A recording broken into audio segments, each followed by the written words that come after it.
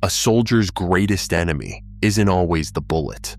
It's the fact that you can bleed to death before help arrives.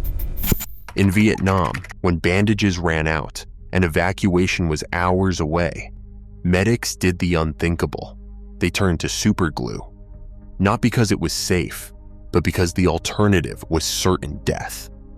How did a lab accident become a tool for survival? Bleeding is relentless. In the jungle, a single wound can turn fatal in less than 10 minutes. The human body holds about 5 liters of blood. Lose just half, and organs start shutting down. On the battlefield, there is no time to waste. Helicopter evacuations might arrive in 10 minutes, or they might not come for an hour. Sometimes there is no way out at all. Dirt, rain, and gunfire make even the simplest injuries dangerous. Standard bandages run out. Tourniquets slip or break. The clock keeps ticking, and every second costs more blood. Medics and soldiers know the numbers. Uncontrolled bleeding is the leading cause of death before reaching a hospital. In this environment, the difference between life and death is measured in minutes.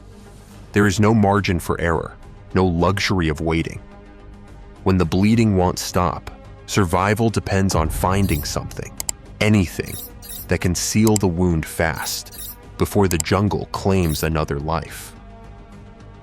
In 1942, a chemist named Harry Coover was searching for a new kind of clear plastic. He hoped it could be used for gun sights during World War II. What he found instead was a sticky mess, an adhesive that bonded to almost everything it touched. The substance was called cyanoacrylate. At first, it was set aside as a failed experiment, but Coover didn't forget about it. Years later, while working at Eastman Kodak, he realized the glue's potential. In 1958, he patented it as Eastman 910. The glue could seal surfaces instantly, without heat or pressure. Its power became clear one afternoon when Coover's young son cut his finger. Instead of a bandage, Coover reached for the adhesive. The wound closed in seconds. That small accident hinted at something bigger, a way to close wounds fast, even in the worst conditions. What began as a laboratory mistake would soon travel far beyond the lab.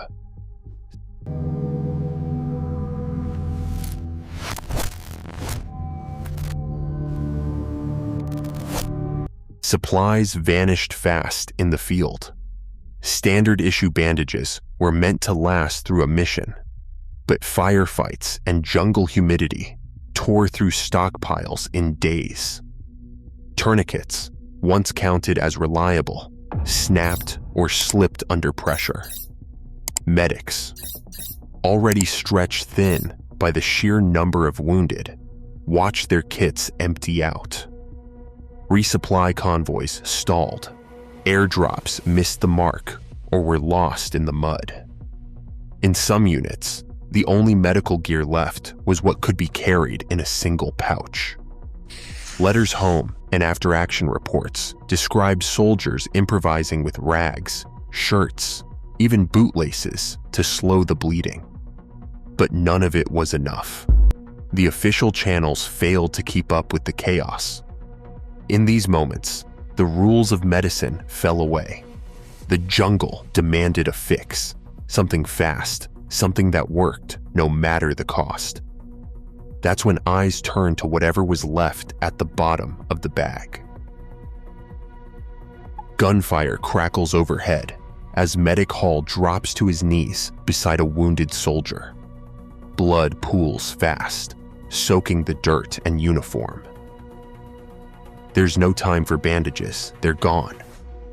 Hall grabs a small canister, thumb pressing the trigger. A cold jet of freon-propelled N-butyls, cyanoacrylate, sprays across the open wound. The glue reacts instantly with the blood and humidity, turning from liquid to a hard, clear seal in seconds. The bleeding slows. Hall barely glances up as bullets snap through the trees.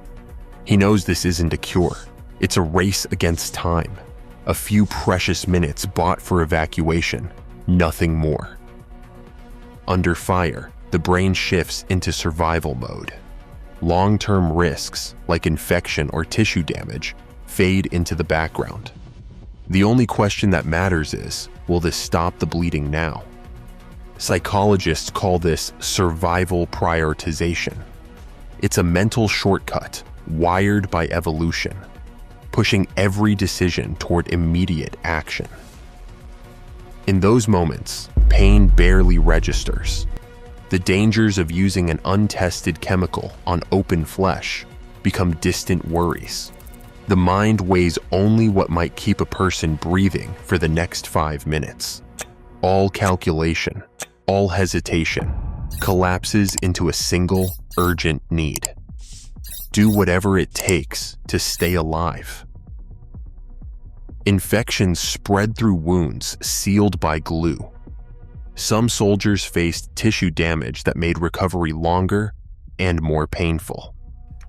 Dr. Emily Rivera, a trauma surgeon, points out that these complications forced doctors to rethink battlefield care.